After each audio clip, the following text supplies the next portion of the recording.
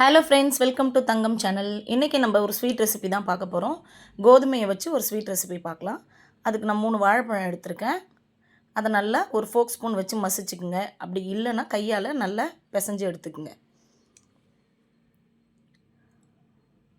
இந்த மாதிரி நல்லா மசிச்சுக்குங்க.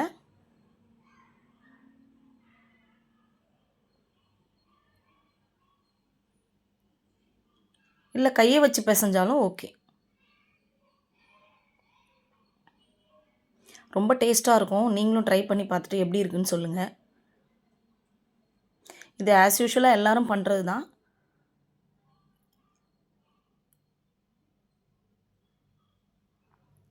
இந்த மாதிரி வந்ததுக்கப்புறம் நான் 1½ கப் கோதுமை மாவு எடுத்திருக்கேன். இந்த கப்பால் 1½ கப் எடுத்திருக்கேன்.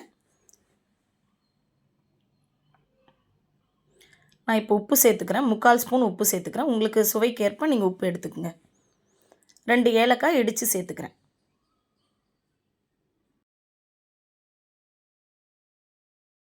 மசித்த வாழைப்பழத்தை சேர்த்துக்கலாம். 1 கப் வெல்லம் எடுத்துருக்கேன். உங்கள் ஸ்வீட்டுக்கு ஏற்ற மாதிரி நீங்கள் வெல்லம் சேர்த்துக்குங்க.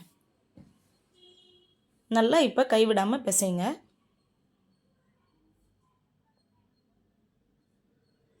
பிசைஞ்சதுக்கப்புறம் தண்ணி எடுத்துக்கங்க. ஃபஸ்ட்டு நம்ம கரைக்கும் போது கொஞ்சம் கெட்டியாக தான் நம்ம கரைச்சி எடுத்துக்கணும். நம்ம எண்ணெயில் ஊற்றுற மாதிரினா கெட்டியாக எடுத்துக்கங்க. இல்லை தோசை மாவு மாதிரி ஊற்ற போகிறீங்கன்னா கொஞ்சம் தண்ணி பதத்துக்கு எடுத்துக்கங்க. அதுக்கப்புறம் 3/4 கப் தேங்காய் துருவல் எடுத்திருக்கேன்.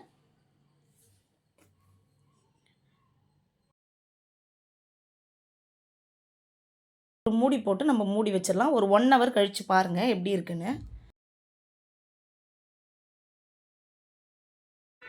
1 ஹவர் ஆயிடுச்சு. இப்போ திறந்து பாருங்கள் எப்படி இருக்குன்னு பார்க்கலாம். இப்போ கெட்டியான பதத்தில் இருக்குது. நம்ம கொஞ்சம் தண்ணி சேர்த்துக்கலாம்.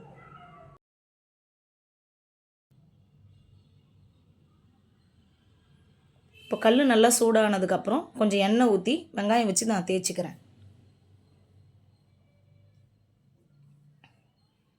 இப்போது ஒரு கரண்டி மாவு எடுத்து இந்த மாதிரி சின்னதாக ஊற்றி எடுத்துட வேண்டியதான்.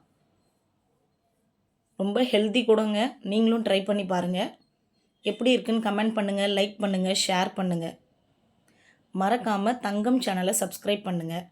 பக்கத்தில் இருக்க பெல் ஐக்கானை கிளிக் பண்ணுங்கள்.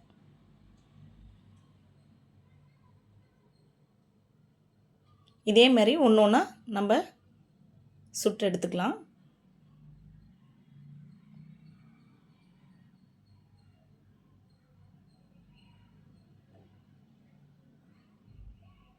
சாப்பிட்றதுக்கு ரொம்ப டேஸ்ட்டாகவும் இருக்கும், சாஃப்டாகவும் இருக்கும்.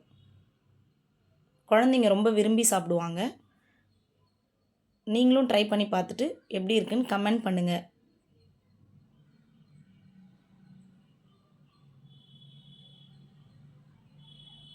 தேங்க்யூ.